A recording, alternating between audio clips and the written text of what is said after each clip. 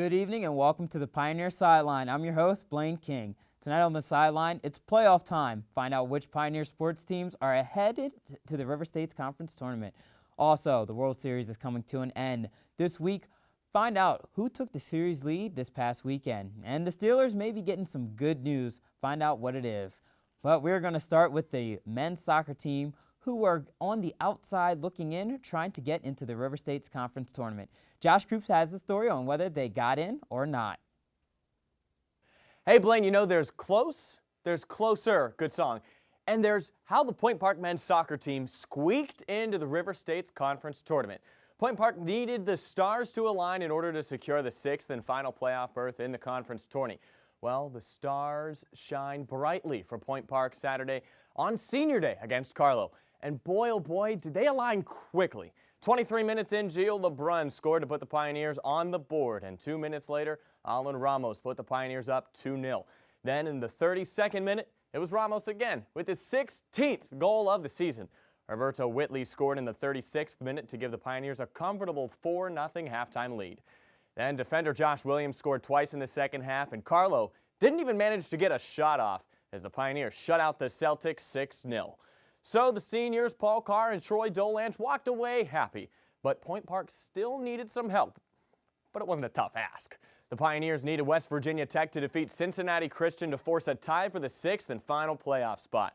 The Golden Bears rolled over the Eagles just like they have virtually every opponent this year by a 9-2 final and helped punch Point Park's ticket to the conference tourney. The Pioneers end the season 9-8-1 with a 3-5 RSC record. That puts them in a 4-way tie for the fourth seed in the conference tournament with Cincinnati Christian, Brescia, and Asbury. Now, Asbury's going to take that 4th seed into the tourney. Brescia, the 5th seed. Point Park sneaks in with that 6th and final spot. Then Cincinnati Christian, sorry Eagles, they're on the outside looking in. So Point Park will travel to Midway University Saturday for the RSC quarterfinal matchup with the Midway Eagles. Midway defeated Point Park in the regular season 1-0 in overtime, the second of 3 overtime conference losses for Point Park on the season. If Point Park wins the rematch, it would have to travel to West Virginia Tech for the RSC semifinal match. Now here's the tough part. West Virginia Tech is currently the 12th ranked team in the country with a 7-0-1 RSC record and a 15-1-2 overall record. If Point Park somehow survives West Virginia Tech, who defeated Point Park 2-1 in the regular season, Pioneers will most likely face off against the number 3 team in the country and the defending national champions, Rio Grande. The Red Storm defeated the Pioneers 5-0 last weekend. So essentially the Pioneers are going to have to fight through 2 teams who are already locks in the national tournament just to win their own conference tournament. Boy, it's an uphill battle, and that battle begins Saturday at Midway. Josh, this men's team will have to take the rough road to make it to the NAIA National Tournament. What is the likelihood they can make a deep run? Listen, I like these guys, but the likelihood is a goose egg. Maybe they'll get out of this quarterfinal matchup, and if they get past West Virginia Tech, that will be the upset of the NAIA season, I think, right there. NAIA or West Virginia Tech will still get in the tournament. But if they get past Tech, still got to fight Rio Grande. This is an uphill climb. I think they can get out of that quarterfinal matchup. They do have to go on the road for this game, and it was a close match in the regular season, but yeah, I don't see the likelihood being very high for this team. All right, thanks, Josh. Now we're going to turn it over to the women who have been playing lights out for the past month. They were playing for seeding in the River States Conference Tournament. Megan Masiosi joins me right now to discuss how the team fared in the final week of the regular season. Thanks, Blaine. The women's soccer team had their last home game Wednesday night against non-conference opponent Washington Adventist University. The Pioneers' defense was dominant the whole game by only allowing goalkeeper Rebecca Cohen to see a single shot. A goal wasn't scored by either side until the 78th minute when freshman Gabby Widman found the back of the net to seal the win for the Pioneers. They won 1-0, and this was their 5th shutout of the season. On Saturday, Point Park took on conference opponent Carlisle University. The Pioneers entered this game as second place in the River States Conference and looked to seal that spot with a win against Carlisle. And they did just that. The Pioneers won 2-1 even though the Celtics struck first, scoring 23 minutes into the game. But it was the Pioneers who took the win with goals from Katie Mellish in the 44th minute and Tatum Fabian in the 78th minute. Cohen only faced 2 shots on goal and the Pioneers outshot the Celtics 25-7. It was also senior night for the Pioneers, and they celebrated 4 seniors: Aaron Gilmartin, Simone Keebler, Paige Manning, and Alex Pucheva. With this last conference win, the Pioneers clinched second place and the automatic first-round bye in the River States Conference. The Pioneers will play in the semifinals on November 9th at Highmark Stadium. They will have to wait until the first round is over to see who they will play against. Megan, this team has really gelled together over this past month and a half, if you have to say, because they were struggling at the beginning of the season. We were just wondering, are they going to make it in? Are they not going to make it in? But how deep of a run could this team make? Because they're playing great offense and they're definitely playing exponential defense. Absolutely. In the last last couple of games, the defense has only allowed 3 shots on goal. And they just got their best goalkeeper, Rebecca Cohen, back from injury. Now that they have a week to kind of prepare for the upcoming team, which, like I said, they're not sure yet. They've had some injuries and they're just going to get healthier. So I think they're going to go probably all the way to the finals for this. They look really strong. Awesome. Thanks, Megan. Coming up, the volleyball team clinched a major accomplishment this past weekend. Find out what it is. And it's that time to check in on the Pioneer Sideline Fantasy Football League. Find out how our reporters are doing after this break. We are a social people. We share our inspiration, wisdom, creations, and memories. We share what makes us laugh and what angers us. Built on the notion of a free flow of ideas, our country thrives on the freedom of speech. Without it, who would watch over our governing powers? And how would we share our history to make a difference for the future? It's this freedom to share that gives us a reason to listen. All right, guys, any questions on the script? We good to go? Yep. Right. Should be good. All right, great. Cool. All right, yeah, camera 3 set up right there. Camera 2, use the ball when you're moving this around, but set up for the 2 shot just right there.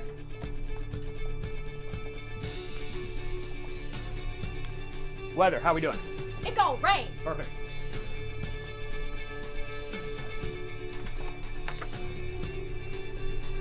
Welcome back to Daybreak. I'm Sarah Mackin with your The real host, Adrian Malone, was seen snuggled up in All right, prompter, we got everything in, we're good to go? Key Pro, everything loaded, we're good to go? All right, Tyler, any questions? That shot looks fine. 3, 2, 1. Bring up camera 2. Open mics. Cue talent. Good morning and welcome to Daybreak. I'm Blaine King. Thanks for tuning in. I'm Aubrey Henkin. And I'm Aaron Myler, And this is Entertainment on Point. Beyonce has surprised us again. Kanye West just tweeted, "This was a huge weekend at the box office. A fan favorite TV show just got canceled. Guess what band is coming to the city? And the award went to... But did you see her engagement ring? Her outfit was awful. I would fire her stylist. Tune in for all of your Hollywood gossip and pop culture news. Entertainment on Point. Get into the point of pop culture. Welcome back. The volleyball team has been the top team in the River States Conference, and they look to clinch a berth to the NAIA National Tournament. Mike Turk has the report.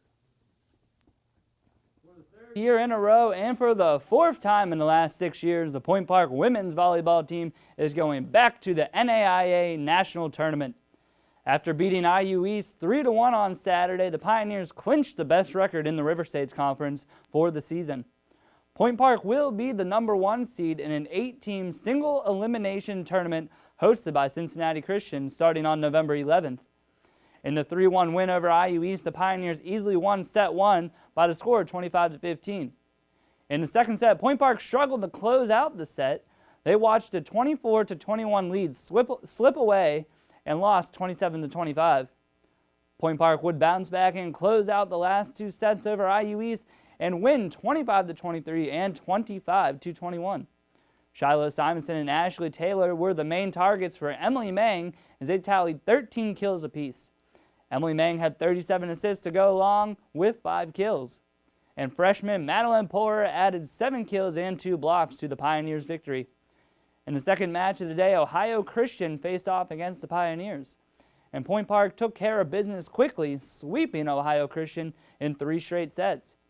Nikki Incortano had a big match in the middle, hitting 7-14 for the match, with 10 kills and 5 blocks. Her teammate Kirsten Burks had a big day in the middle too, as she would add 9 kills in Point Park. Point Park is off until next Tuesday when they play their final match of the year against West Virginia Wesleyan at home. Mike, should this team prepare for the conference tournament, or should they focus more on the NAIA national tournament? Well, I'm going to keep this answer real short this week. You play every point, every set, every match to win. If you're going into the tournament not wanting to win it, you should just be sitting on the bench. Thanks, Mike. That's a good approach to it. Now it's time to look in and take a check on the Pioneer Sideline Fantasy League.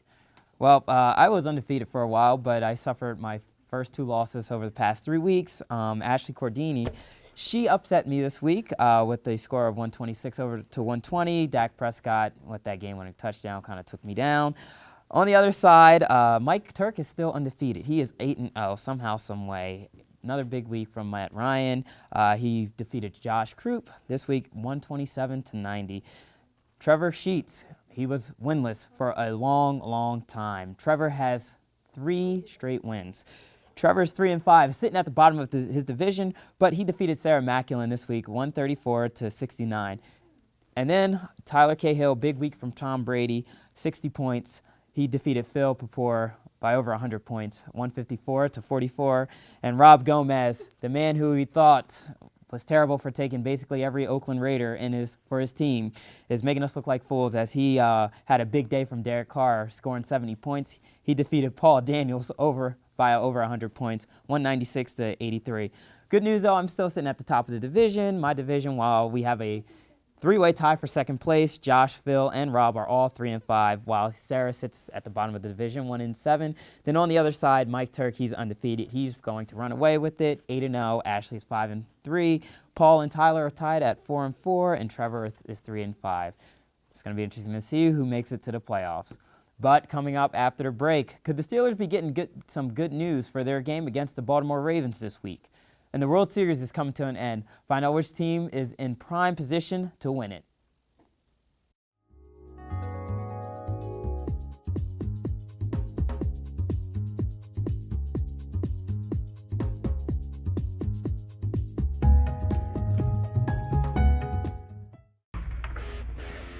Here on the Pioneer Sideline, we talk a lot about sports in the studio, but it's beforehand when the conversation is actually interesting. I hope I have enough powder on. I don't want to be too shiny on camera. No, Trevor, I think it looks good every week you pull it off. Ah, thanks, Phil. Man, your hair looks great tonight, by the way. You sure? Yeah, I mean, I got a new haircut, but it looks all right. Perfect. Hey, guys. Does this make me look fat? No, you look great. You look good. Yeah, Kyle. Thanks, I was really... Sports! Yeah! Ever wanted to be behind the mic and have the world listening to your show on campus? Well, it's just as simple as joining WPPJ, Point Park's student-run radio station, located on the second floor of Lawrence Hall, right next to the dining services. Listeners can tune in using Point Park's website or through the TuneIn app by searching WPPJ. WPPJ welcomes any new DJs that want to get involved, so be heard. Do you have what it takes? Well, no one showed up to the show tonight.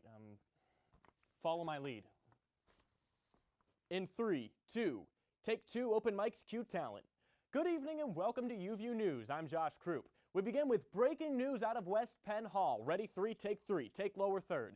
Traffic is backed up in the West Penn elevator line after elevator 1 broke down on the 7th floor. Lose lower third. Maintenance advises students to take the stairs to avoid delays. Ready, 2, take 2. In other news, no, you know what? I didn't sign up for this. We need crew. Join UView. Take alien hand transition.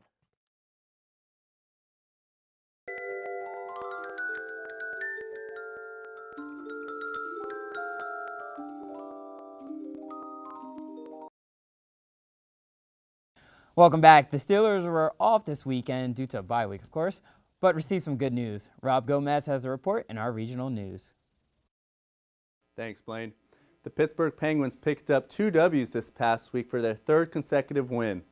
Their first win came against the New York Islanders. The Pens were tied at 2 when Sidney Crosby scored with only 2 minutes left in the game.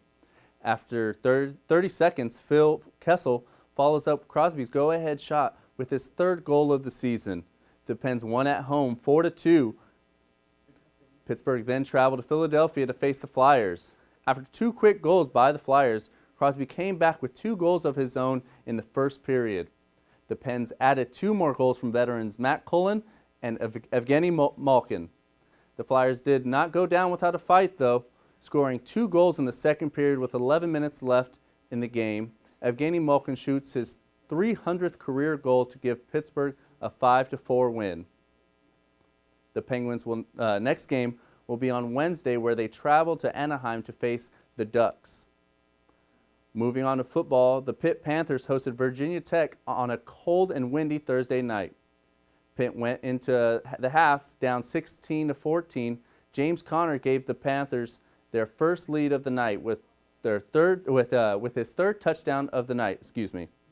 The Panthers defense, however, were not able to slow down this Virginia Tech offense. With 406 passing and 150 rushing, the Hokies put up 556 total yards to earn a 39-36 victory.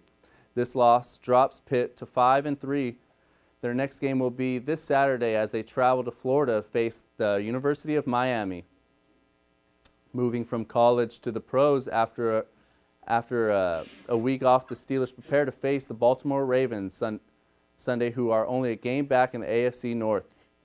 Big Ben returned to practice Monday, only 2 weeks after having surgery to repair a torn left meniscus.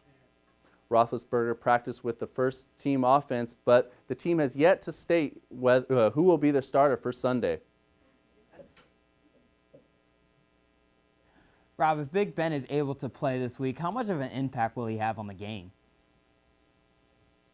Oh, he'll have a huge impact. I mean, you've seen what the offense is with Landry Jones. It's just definitely not up to par with Big Ben under center. You see huge drops from Antonio Brown. Even the running game suffers a little bit from it. All right, thanks, Rob. Now Paul Daniels, my co-producer, one of them, is here to discuss with me some national topics that happened in the national sports world this week. So, Paul, let's start. The World Series. Yep. World Series. Cleveland has a 3-2 lead. They had to dominate Game 1, winning 6-0. Chicago came back, won 5-1 in Game 2. Right. The series headed to Chicago for the next 3 games, and Cleveland won Game 3, 1-0, right. And then they won Game 4. 7-2, and then Chicago, on the brink of elimination, they were able to win Game 5, 3-2. Right. Now Game 6 is tonight. Yep. Are we going to a 7-game World Series? Is Chicago going to stay alive? I sure hope so, because that's just going to add to the excitement in the World Series. The hype of it. The hype of it, exactly. We haven't had a Game 7 World Series in quite some time. This has been an interesting series, to say the least. The bats have kind of quieted down for the Chicago Cubs. And so far, you got to look at for MVP votes. I would say if Cleveland were to win, it would be Lindor or Corey Kluber, and we'll see how the final finish to this World Series happens. We'll know by tomorrow or tonight possibly. But this is definitely going to be a fun World Series down the stretch. Yeah, Cleveland has the advantage now because they're going home. They're going home for the Game 6 and 7, a wild card team. Mm-hmm. But you had an interesting stat you were telling me about earlier, about something about Cleveland. Yeah. So this kind of ties into our next topic. Ties, that's a knee slapper too. There it is. The last time there was 2 ties in the NFL, which has just happened this past weekend. The Cleveland Indians lost the World Series back in 1997 in Game 7. So some possible irony and maybe a possible storyline there, but we'll see how it plays out, and that's something to look forward to. Yeah, it's going to be interesting to see how these next 2 days play out. Somebody's going to be happy and somebody's going to be disappointed. Speaking of NFL ties, we've had 2 back-to-back weeks. Potentially, we could add a third if the Raiders did not have that game-winning touchdown. It's crazy. Seahawks and Cardinals, they tied 6-6 last week. And now this week in London, Redskins and Bengals, they tied 27-27. What should NFL do about these ties? Should they change their overtime rules? Should they go college rules? Because it's been a lot of talk lately. Well, I've always said, I think that the overtime games have been pretty thrilling up to this point. I know they've been, one of the ties was a defensive battle, but they were really fun to watch, and I enjoyed them. But if you were to change them, I'd say you would have to make an adjustment. And yes, you could use college football rules. Say college football rules, you start at the 25. Instead, though, say you start them because most field goal kickers in the NFL can kick field goals inside the 25 or past 2 weeks yeah, have been shaky because they have inside. been. But for the most part, you expect them to make that. In college, it's not guaranteed. Right. So I'd say move them to the 50-yard line. Start from there. But I mean, I think they've played out. This is a rarity. I mean, we haven't seen the tie in forever. So it's been a few years. quite I some believe time. it was since 2012. I believe it was when the 49ers and the Rams, I believe they both tied. Yeah. And then you go back, and some players don't even know that you could have tied, like Donovan McNabb. So it rarely happens, but since it's happened twice this year, we're bringing it up. Yeah. All right. Thanks, Paul, for joining me. And as we head to our final break, we are halfway through the NFL season, so that means it's time to think who will make a playoff run. Find out who our reporters think will be contending for the Lombardi Trophy when we get back.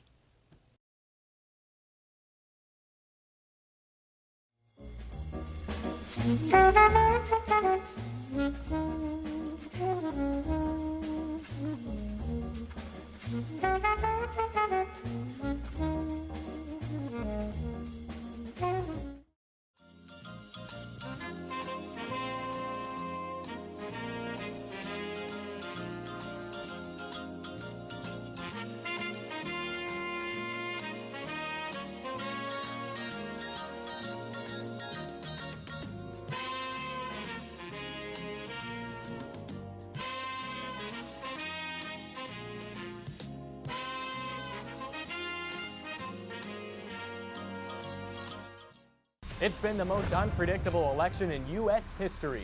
And on November 8th, we'll bring you the historic conclusion.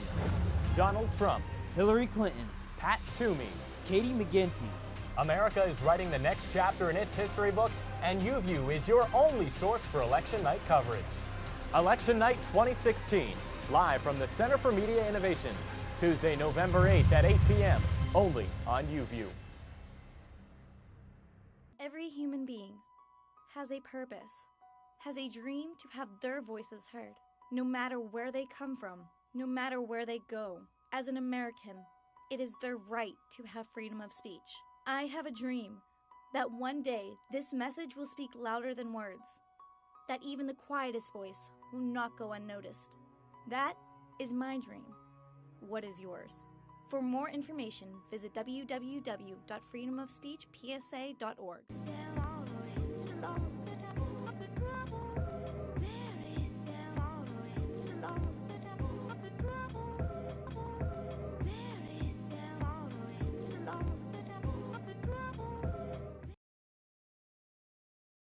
Show for our cases of the week. This week's topic is simple. We are going to check out who are going to be the 12 NFL teams in the playoffs this year. I'm joined today by Megan Masiosi, Josh Krupp, and Rob Gomez. All right, let's get started. Megan, do you want to go first? Sure, I'll go first. Awesome. Can we do the AFC first? Yes. Okay, so for the AFC, I have the Patriots winning the AFC East. In the AFC North, I think it's going to be a toss-up between the Steelers and the Bengals. As long as Ben can stay healthy, I believe they'll win the division. If not, I think the Bengals will win, and then the Steelers become the wild card, so I have those two flipped. I have the Broncos winning the AFC West with the Raiders as the other wild card, and I have the Texans winning the AFC South. All right. Josh, your AFC teams? All right, I'll take New England up top. I'm going to take Oakland. I know you're a Bay Area guy, and I'm going to take Pittsburgh to win the AFC North. The Bengals aren't going to compete, I don't think. I think the Steelers will be fine. The AFC North is pretty weak. I think Pittsburgh will take that, and Houston will take the other division there. My two wild card teams, Denver and Kansas City. So, sorry, I don't think Denver wins the division. Who did you have with the South again?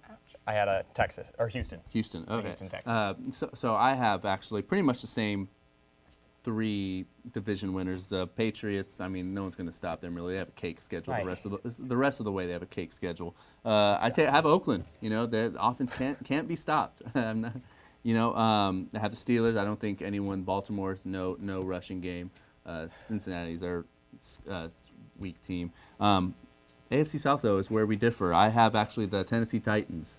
I think where this team is, they have a good solid run to make for a playoff run. They have DeMarco Murray, Derrick Henry, who is not getting a lot of touches, but is a solid running back.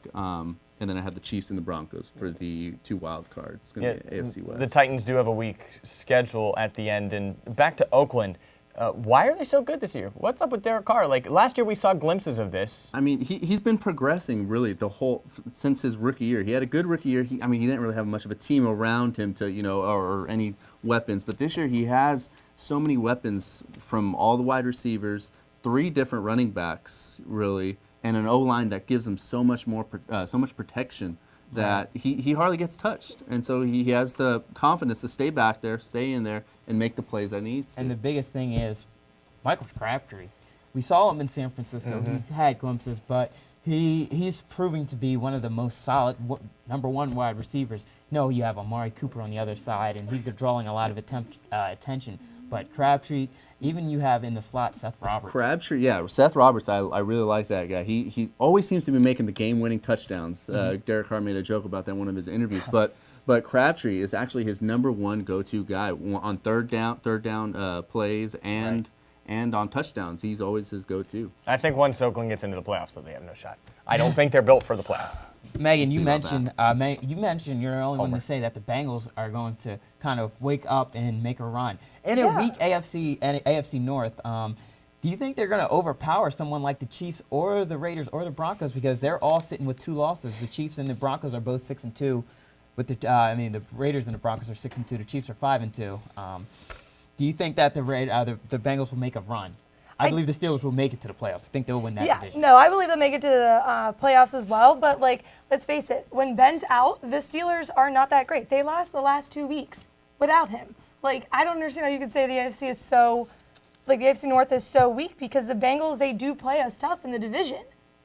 I mean, come on. They're the Bengals. Yeah, but, I know they made boneheaded plays last year to give us the game, basically. They're making the same boneheaded plays this season. But our defense is not that great. Yeah. Doesn't mean the Bengals are that great. Yeah. I don't think the Bengals. No. Get rid of the Bengals. Let's look at the NFC. Garbage. Rob.